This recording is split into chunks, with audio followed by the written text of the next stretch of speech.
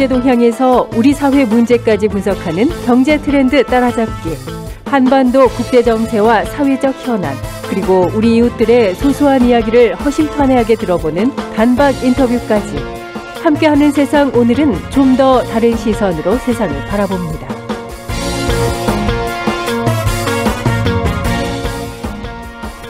네, 얼마 전 서울 지하철 2호선 시청역 앞 교차로 인근에서 대형 교통사고 발생했습니다. 사고를 낸 운전자는 급발진이다라는 주장을 하고 있는데요. 오늘 국립과학수사연구원에서는 운전자의 과실이 좀 더 크지 않느냐 이런 판단을 내놨습니다. 자, 이달 들어 차량 급발진을 주장하는 대형 사고가 잇따르면서 차량 급발진 의혹에 대한 불안감도 커지고 있습니다. 오늘 경제 트렌드 따라잡기 코너에서는 이 내용으로 한번 짚어보겠습니다. 최유한 시사평론가 연결되어 있습니다. 평론가님 안녕하십니까? 예, 반갑습니다. 최유한입니다. 자, 평론가님, 요즘에 뭐 뉴스를 보면 차량 급발진으로 주장하는 운전자의 주장입니다만 이런 사고가 굉장히 또 뉴스가 많이 빈도수가 높습니다. 최근 들어서요. 예, 그렇습니다. 시청역 역주행 사고를 시작해서 그 일주일 동안 사고만 4건 발생했어요. 예. 그러니까 전국적으로 보도된 것만 그렇게 됐고, 예. 전국적으로는 더 많을 것으로 보입니다. 급발진 사고라고 주장하는 사고가 보도된 것만 최근 들어서 4건 정도가 됐고, 그렇죠. 전국적으로는 알려지지 않았지만 더 많을 것이다라는 게 말씀이시죠? 예. 예. 시청역 사고 같은 경우 오늘 뭐 발표가 났지만, 예. 68살 차모 씨는 브레이크를 밟았는데 딱딱했다. 알고 보니까 그거 EDR 장치 보니까 엑셀레이터, 그러니까 가속 페달을 밟았다. 이렇게 결과가 나왔다라는 것이죠. 근데 이 사고 이후에 또 3일 후에 한 택시가 국립중앙의료원 응급실에서 승객이 내려주고 주차장 빠져나가기 유턴하면서 급발진 때문에 주장하기는 보행자 3명과 차량 4대를 치웠고요. 또 그러고 나서 며칠 후에 80대 운전자가 몰 차량이 서울역 인근 도로로 돌진해서 2명이 다쳐 병원에 이송됐고, 또 그 하루 뒤에는 용산에서 70대 운전자가 몰던 택시가 앞에 있는 차량 들이받으면서 연이어 4대 부딪히는 사고가 발생했습니다. 모두 다 급발진을 주장하는데요. 예. 어쨌든 지금 보도된 것만 그렇고 그렇지 않은 거 굉장히 많을 거예요. 그렇군요. 예. 택시 운전하시는 분들께서 또 상당히 또 베테랑이신데 이런 분들이 좀 이런 사고를 낼 그런 가능성이 얼마나 있을까라고 좀 개인적으로 생각이 됩니다만. 예. 자, 어차피 이제 시청역 역주행 사고로 인한 사고 조만간 이제 면밀한 조사를 통해 그 진실이 드러나겠습니다만 일단 급발진 사고라고 신고되는 건수가 1년에 보통 몇 건 정도 될까요? 그러니까 급발진 의심 신고는 연평균 30건 정도입니다. 예. 예, 한국교통안전공단이 국회에 제출한 자료에 따르면 2017년부터 접수된 급발진 신고 236건 중 실제 급발진으로 인정된 사례는 단 한 건도 없는 것으로 나타났습니다. 네. 한 건도 없어요. 그러니까 급발진 의심사고 발생으로 신고한다 해도 이 입증 과정이 까다롭고 입증 책임이 제조사 측에 있는 게 아니에요. 운전자 측에 있어요. 그래서 이 구제하기가 참 많은 어려움이 있죠. 어쨌든 신고 현황을 보면 2017년 58건, 2018년 39건, 2019년 33건 등 매년 이렇게 미신고까지 포함하면 매년 최소 30건 가량 급발진 사고가 급발진이라고 주장하는 그 사고가 발생하고, 그런데 지금까지 인정된 사례는 단 한 건도 없다. 예. 그래서 말씀드립니다. 한 해 평균 30여 건 정도가 이제 차량 급발진이라고 신고가 되고 있지만 단 한 건도 인정을 받지 못한다. 이게 조금 납득이 가지는 않습니다. 그러니까 이제 면밀하게 살펴보면 좀 어이가 없는 게, 급발진으로 인한 사고라는 것을 제가 다시 말씀드리면 소비자가 증명해야 돼요. 근데 혹시나 지금 방송 듣고 계신 분들 오해하실 수 있으니까 다시 한번 말씀드리는데, 이번 시청역 역주행 사건이나 그 지금 벌어진 급발진이라고 주장하고 있는 이 사건들을 모두 다 급발진을 단정지어 말씀드리는 거 아닙니다. 급발진 의심사고 발생으로 신고해도 그 입증 책임이 제조업체에 있는 것이 아니라 운전자에게 있다는 것이죠. 예를 들어서 가장 유명한 게 지난 4월에 이 급발진 의심사고의 급발진을 입증하기 위해서 소비자가 직접 재현시험을 시행했습니다. 네. 그러니까 2022년 12월 6일에 강릉에서 급발진 의심사고가 있었거든요. 이건 대부분 강원도민들은 기억하더라고요. 이게 도연이 할머니 사건인데 60대의 도연이 할머니가 몰던 소형 SUV가 빠른 속도로 달려갔어요. 그러니까 이게 다른 차량이 블랙박스에 찍힌 게 있더라고요. 순간적으로 날아버렸습니다. 배수로로 추락했거든요. 이 사고로 동승자였던 옆에 그 손자 12살 도현 군이 숨지고 도현이 할머니는 다쳤거든요. 그러니까 운전자 도현이 할머니와 유족 측은 이거 급발진 주장했는데 다른 영상을 보면 이게 차량 블랙박스에 찍힌 정말 날아가더라고요. 인터넷에 예. 이 사진이 영상이 굉장히 많이 나옵니다. 이 사건은 제조사가 급발진이 아니라는 것을 증명했지만 유족 측이 급발진이라는 것을 증명하기 위해 직접 실험을 했던 것이죠. 예.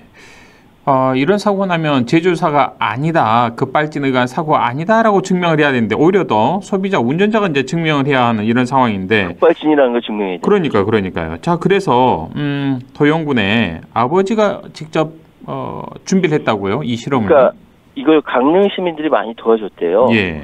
이 도영군의 아버지가 수천만 원 들여서 사고 차량과 동일 연식의 같은 기종을 구입하려고 했는데 인터넷 커뮤니티에 이 소식이 나가니까 강릉 시민들이 자기 차가 망가질 것을 알면서도 본인 차 빌려주고요. 전국 모범 운전자의 강릉지회가 나서서 도로 통제하고 제일 운전자를 구하는 게 제일 최대 관건이었는데 전문 면허를 가진 강릉 시민이 또 도왔다라는 것이죠. 예. 4차례에 걸쳐서 시험을 했는데 여러 가지 그 사고 기록 장치, EDR 등 복이라고 불리는 굉장히 복잡한 장치가 제대로 기록되는가 이게 관건이었는데 시간상 말씀드리면 하고 하여튼 결과는 뭐냐 하면은 할머니가 브레이크를 제대로 밟았다. 그 제조사하고 국립과학수사연구원이 주장하는 차량 결함이 없었다. 운전자 페달 오주작이다라는 것이 아니라는 것이죠. 그리고 도영군의 숨진 도영군의 아버지 이상훈 씨가 이 모든 과정을 진행하면서 가장 힘들고 어려웠던 거는 국과수 감정 결과 뒤에 숨어서 제조사는 강 건너 불구경했다. 또 이 실험을 통해서 국과수 감정이 자의적인 추론으로 진행했다라는 걸 알 수 있었고 국과수는 시스템과 장비 환경이 다 됐음에도 불구하고 그렇게 하지 않았기 때문에 소비자가 직접 할 수밖에 없었다. 예. 그래서 결국은 이건 어떻게 됐냐면 급발진 의심사고를 수사하는 경찰이 이거는 국과수 분석 결과 부족하다라고 해서 결국은 그 도현이 할머니를 검찰에 불송치 결정을 했죠. 최초의 사례라고 합니다. 예. 지금까지는 급과속으로 의심이 됐습니다만 그 입증 책임을 제조사가 지지 않고 오히려 사고를 당한 소비자가 급과속이라는 입증을 해야 하는 이 상황을 최초로 뒤집은 상당히 의미 있는 사례일 수 있겠습니다. 맞습니다. 손자 도영군을 숨지게 한 혐의로 입건됐다가 도현이 할머니 무혐의로 풀려났는데 정말 이 도영군의 아버지 그 이상훈 씨는 이 도로 한번 달려본 사람은 페달을 오조작으로 달릴 수 없는 도로라는 걸 너무 잘한다. 소비자가 이렇게까지 무과실에 입증해야 하는지 화난다라고 얘기했는데요. 이 21대에서 국회에서 국민청을 통해서 5만 명이 동의를 하면서 도연이법 제정 논의를 위한 발판이 마련됐어요.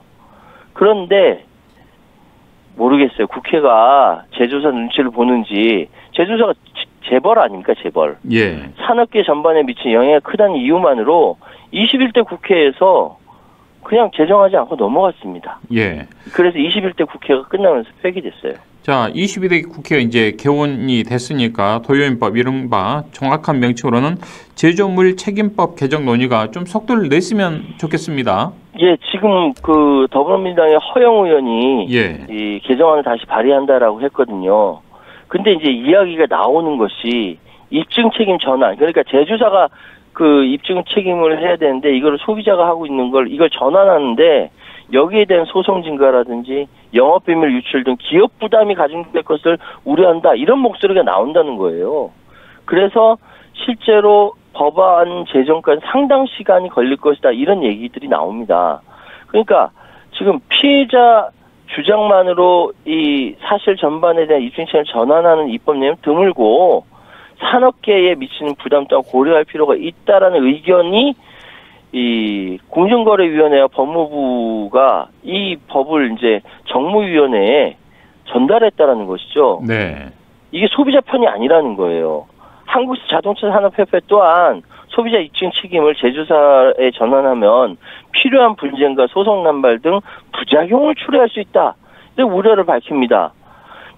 지금 상황 아무리 시민들이 소비자가 이거 어떻게 입증하냐, 제조업체 입증해야 하는 거 아니냐라고 얘기해도 제조업체는 대한민국에서 떵떵거리는 대한민국 재벌이에요. 이 부분에 탁 가로막힌 겁니다. 예. 자, 이런 논란이 있는 와중에 요즘에 또 눈에 띄는 이슈가 바로 이른바 페달 블랙박스라는 건데 이게 좀 의무화하면 어떨까도 싶어요. 예, 그래서 그 페달 블랙박스를 지난해 10월 달에 국토부가 자동차 제조사에 예. 장착을 권고했습니다. 권고를 했군요. 예. 예. 근데 국내 제조사들, 자동차 제조업체들이 이 권고를 받아들이지 않고 있습니다. 예.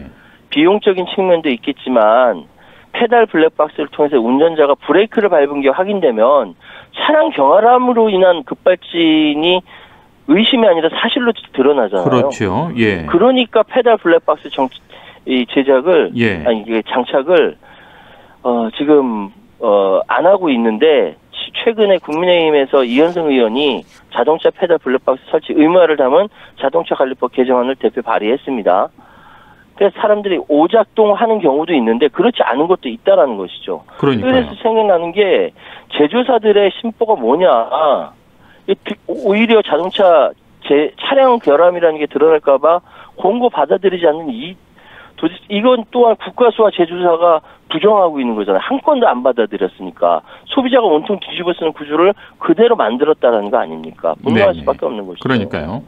자, 급발진 사고와 또 관련해서 관심이 있는 게 요즘에 고령 운전자에 대한 또 문제입니다. 여기에 대해서도 굉장히 갑론을박 말이 많이 나오고 있지 않습니까? 예. 그런데 실제로 이 급발진 사고로 인해서 더 많은 사고를 내는 게 60대 이하예요. 더 많아요. 이게 기록이 나와 있고요. 네. 지금 우리가 이 부분은 일본을 좀 배워야 될 것 같아요. 일본은 인구의 3분의 1가량이 65세 이상이거든요.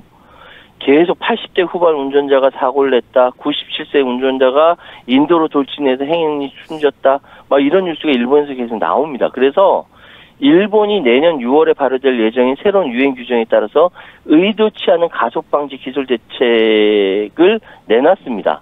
이게 이제 정지한 상태에서 갑자기 가속 페달 밟으면 자동으로 엔진 출력을 낮춰서 급발진 막는 장치 기술입니다. 예. 이게 우리나라도 좀 보편적으로 받아들일 필요가 있고요. 2012년 무렵 이 장치가 판매되기 시작해서 지금 2022년의 기준으로 한 90% 정도가 장착이 돼 있다라고 해요.